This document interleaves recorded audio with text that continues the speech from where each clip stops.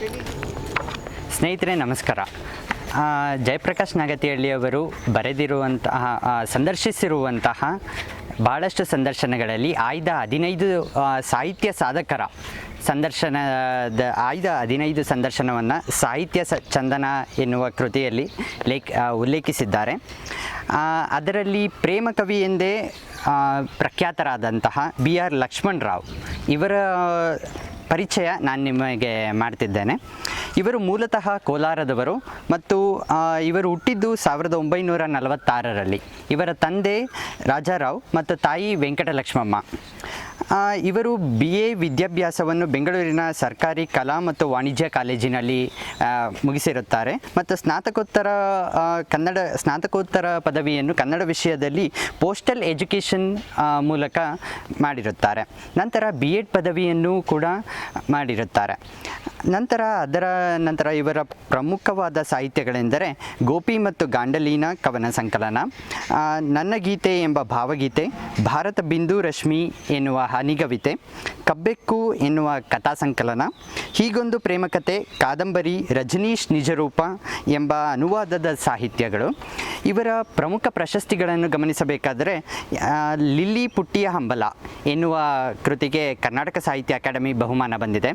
ನಂತರ ಎಡೆ ಎನ್ನುವ ಕವನ ಸಂಕಲನಕ್ಕೆ ಗೊರೂರು ಸಾಹಿತ್ಯ ಪ್ರಶಸ್ತಿ ಬಂದಿದೆ. ಹಾಗೆಯೇ ಚುಟುಕು ರತ್ನ ಪ್ರಶಸ್ತಿ, ವಿಶ್ವೇಶ್ವರಯ್ಯ ಸಾಹಿತ್ಯ ಪ್ರಶಸ್ತಿ ಕೂಡ ಲಭಿಸಿದೆ. ಇವರು ನಿಮಗೆಲ್ಲರಿಗೂ ಗೊತ್ತಿರಬಹುದು ಶುಭ ಭಟ್ಟರ ಮಗಳೇ ಎನ್ನುವ ಹಾಡು. ಈ ಹಾಡು ಬರೆದವರು ಇವರೇ. ಇವರ ಮೊಟ್ಟ ಮೊದಲ ಕತೆ ಪ್ರಕಟವಾಗಿದ್ದು 1966ರಲ್ಲಿ ಸುಧಾ ಮ್ಯಾಗ್ಝಿನಲ್ಲಿ ಪ್ರಕಟವಾಯಿತು. ನಂತರ ಇವರ ಒಂದು ಕವನ ಹೇಳಬೇಕಂದ್ರೆ, ಇವರು ಪ್ರೇಮ ಕವಿ ಎಂದು ಆಗಿರುವುದರಿಂದ ಒಂದು ಕವನ ಹೇಳಬೇಕಂದ್ರೆ, ಇದ್ದಾಳೆ ಎನ್ನುವ ಕವಿತೆ ಇದೆ. ನನ್ನ ಮನೆಯಲ್ಲಿ ಕಾಮಧೇನುವಿಲ್ಲ, ಕಲ್ಪವೃಕ್ಷವಿಲ್ಲ, ರಂಬೆ ಊರ್ವಶಿಯರಿಲ್ಲ, ಕೆಣಕಿ ಕಾಡುವ ಶತ್ರುವಿಲ್ಲ, ಅಂತರಂಗದ ಮಿತ್ರನಿಲ್ಲ, ದೆವ್ವವಿಲ್ಲ, ದೇವಿ ಇಲ್ಲ, ಕ್ರೀಡೆ ಇಲ್ಲ, ಪೀಡೆ ಇಲ್ಲ ಎಂದೆಲ್ಲ ನನಗೆ ಅನ್ನಿಸಿಯೇ ಇಲ್ಲ, ನನಗೆ ಹೆಂಡತಿ ಇದ್ದಾಳೆ ಎಂದು.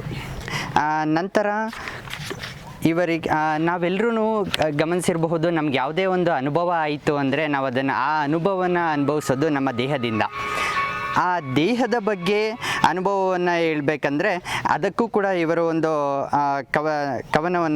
ಕವಿತೆ ಬರೆದಿದ್ದಾರೆ.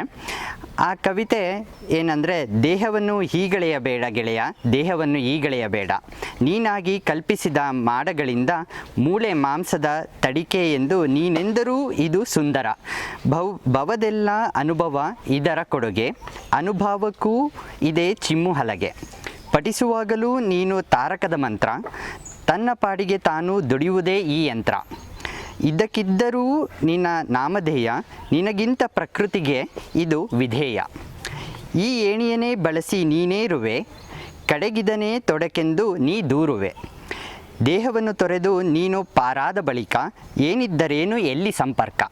ಧನ್ಯವಾದಗಳು.